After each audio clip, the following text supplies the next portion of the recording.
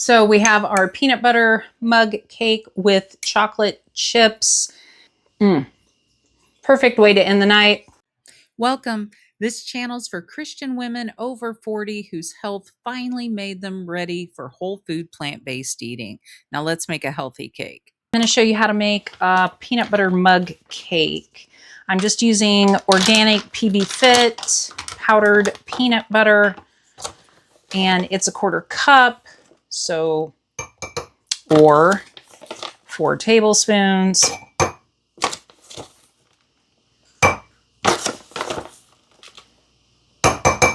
Okay, and then to that, I'm going to add a 1/4 teaspoon of aluminum-free baking powder and a little stevia to taste. Now, the key with stevia is you want to get organic, and you want to use a very small amount. I don't know if you can see how small that is, but it's tiny, because I might do 2. I'm going to do 1.5. If you get too much, that's when you get that really bitter taste that you can get from stevia. But if you just use that small amount, you should be okay. Just adding a little bit of soy milk, organic.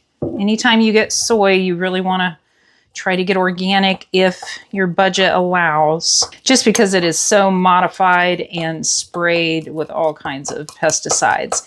So we want to just mix this up to the consistency of about cake batter.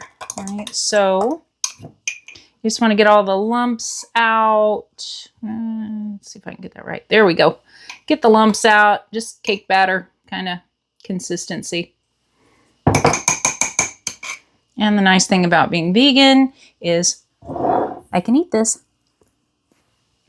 And I'm going to put that in the microwave. We're going to start at 1 minute. See how that goes. Okay, so cake is done.